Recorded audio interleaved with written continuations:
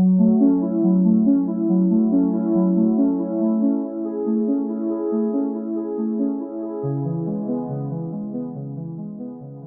everyone. Welcome to 360 on History for blogs, podcasts and vlogs on science, history and nature. Please check out the website 360onhistory.com, subscribe to the YouTube channel and download the podcast on Apple Podcasts, Stitcher and others. Please also follow us on social media. All the information on where you can find us is on the website and in the description box. This week I wanted to talk about the largest planet in our solar system, Jupiter. It gives us the opportunity to leave Earth and venture out into space, hopefully taking our minds off the current situation. I'm going to go through all the planets one by one. We have already discussed Saturn, so please do check out the vlog and podcast called How Cassini Made the Earth Smile to learn about Saturn, its rings and moons. The vlog has all the amazing pictures that the Cassini spacecraft took. Coming back to Jupiter.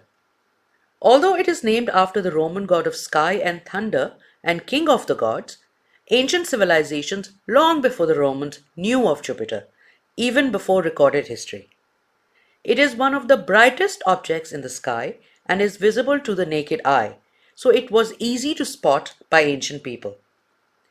In ancient Mesopotamia, the Babylonians, who had observed it in the 7th or the 8th century, considered it to represent their god Marduk.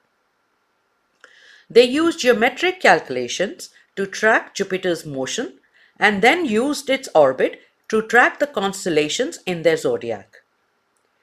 The Chinese, Koreans, Japanese and Vietnamese knew it as wood star because they related it to one of the Chinese 5 elements, and Hindu astrologers considered it to be the teacher of gods. We still invoke Jupiter every Thursday, which we named after the Germanic and Scandinavian god Thor. Thursday. So, my point here is that Jupiter did not suddenly materialize into our consciousness because of Galileo. Many civilizations had observed it and tracked it. Then came the year 1609 and enter astronomer Galileo Galilei, the father of observational astronomy. He made detailed observations of the planet with his small telescope, and then on January 7th, 1610, he observed 3 points of light close to Jupiter. At first, he thought they were stars and then realized that they were orbiting Jupiter. These 3 and a 4th one he observed on January 13th are actually the 4 largest moons of Jupiter, now known as the Galilean moons.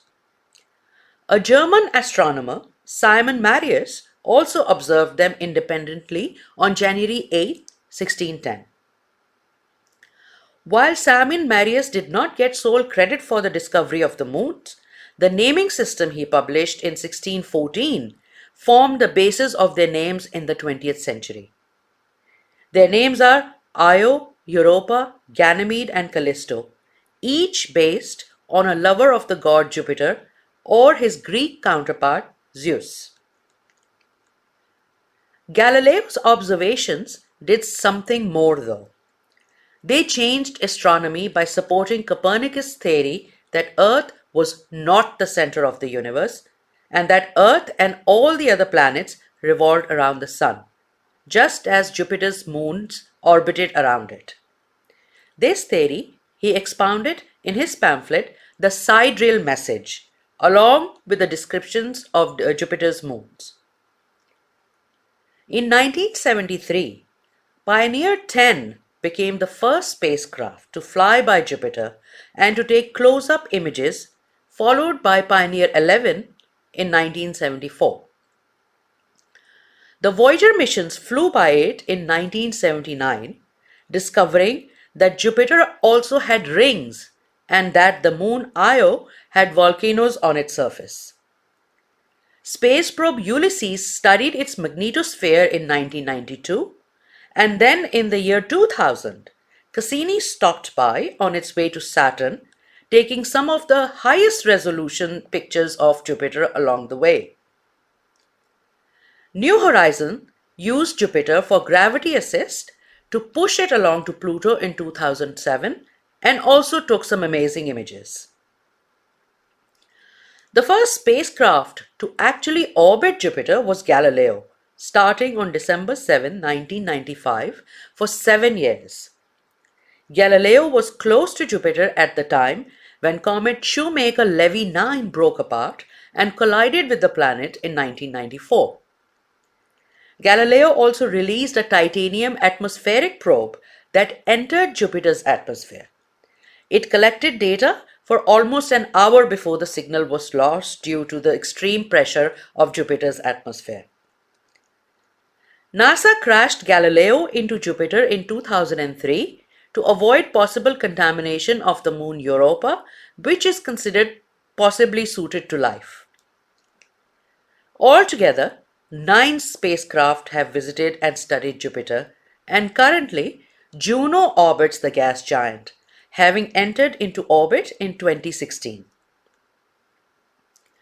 Jupiter is the 5th planet from the Sun, and of course, it is the largest in the solar system.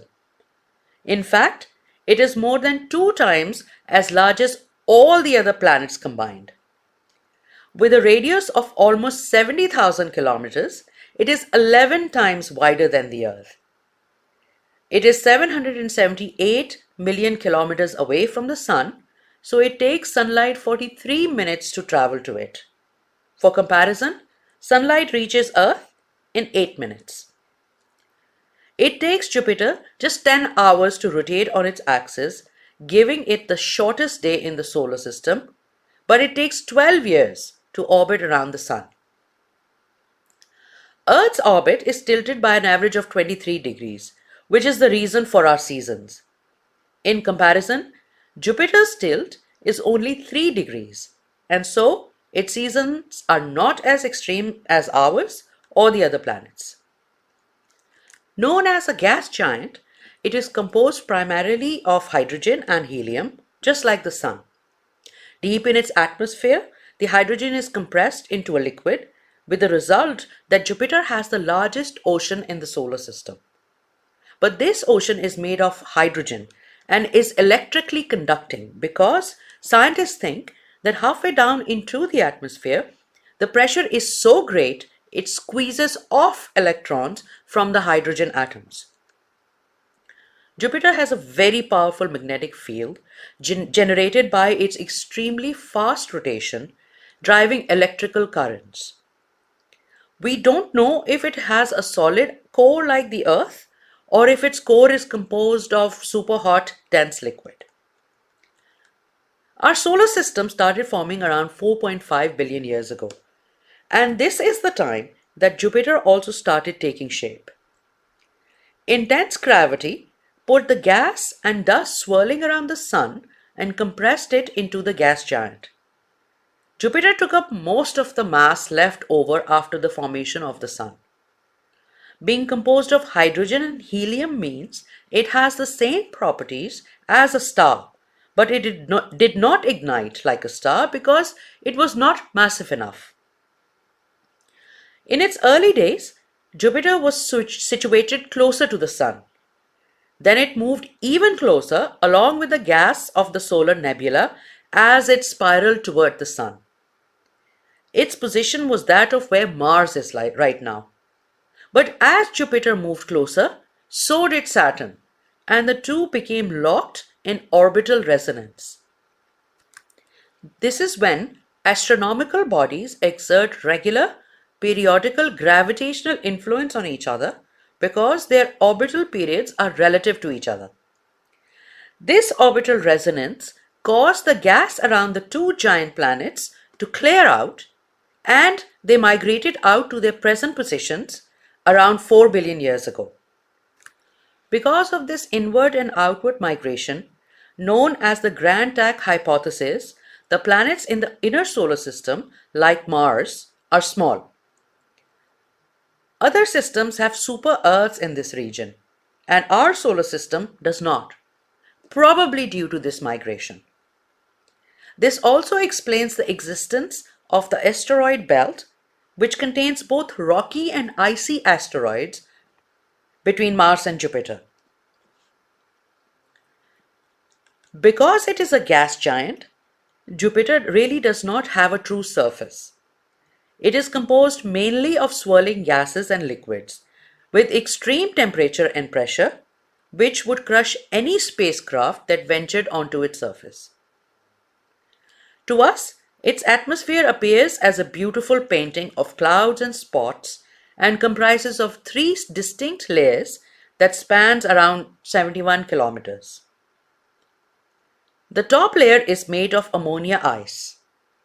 The middle is probably made of ammonium hydrosulfide crystals, and the innermost layer is probably composed of water ice and vapor. The gorgeously vivid colors we see swirling across the planet could be plumes of gases containing sulfur and phosphorus rising from the interior of the planet.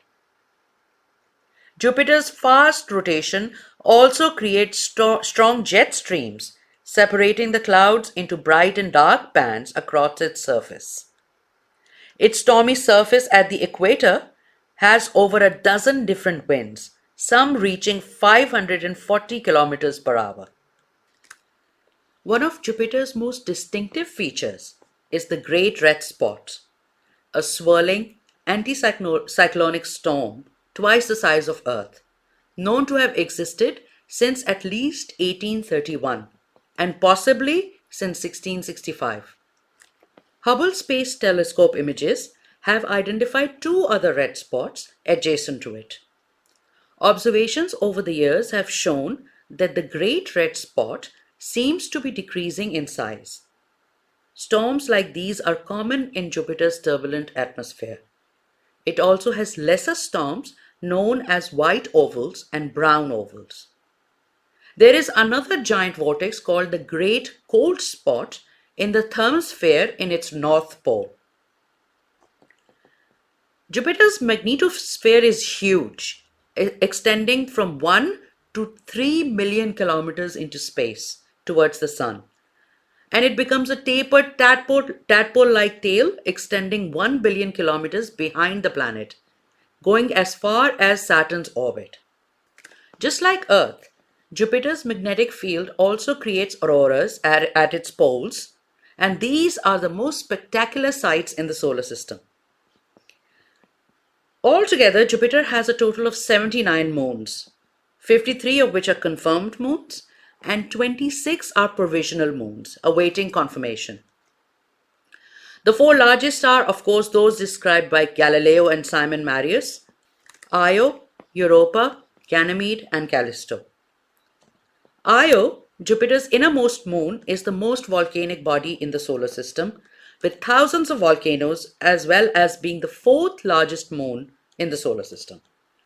Its volcanoes are sometimes so large we can see them through large telescopes from Earth. It is so geologically active because of tidal heating from friction generated within its interior as it is pulled between Jupiter and the other Galileo moons. Io rotates on its axis and orbits Jupiter once every 1.8 Earth days, making it tidally locked. So the same side of Io always faces Jupiter. Io has a very thin atmosphere of sulfur dioxide, but the highest density of all solar system moons, and the lowest amount of water of any other object in the solar system. Europa is the smallest of the four Galilean satellites and the sixth largest in the solar system. It is made of silicate rock with a water ice crust and orbits Jupiter every 3.5 Earth days. Scientists are almost certain that it has a saltwater ocean underneath the icy surface, which may contain twice as much water as Earth. Because of this, it is the most likely candidate to harbor some sort of life. Hubble telescope data has suggested that thin plumes of water are ejected 160 kilometers into space above Europa's surface. In 2019, scientists announced that they had detected water vapor above its surface for the first time. Ganymede is the largest moon in the solar system, 8% larger than Mercury, and the only moon with its own magnetic field generated by its own iron core that also creates auroras. Above the iron core is the rocky mantle and then an 800-kilometer shell of mostly ice. Ganymede orbits Jupiter every 7.15 Earth days, and for every one of its orbits, Europa orbits twice and Io orbits 4 times. This is another example of orbital resonance. Callisto is Jupiter's second largest moon and the third largest in the solar system. Its surface is the most heavily cratered of any object in the solar system. The dark and bright white spots on its surface could be due to area with ice and that where ice has eroded. Callisto may also have a salty ocean deep under the surface. It rotates on its axis and orbits Jupiter every 17 days. So what next for this grandfather of all planets? European Space Agency's JUICE mission, the Jupiter Icy Moons Explorer mission, is planned for launch in 2022 with arrival at Jupiter in 2029. It will spend at least 3 years making detailed observations of the gas giant and 3 of its largest moons, Ganymede, Callisto, and Europa.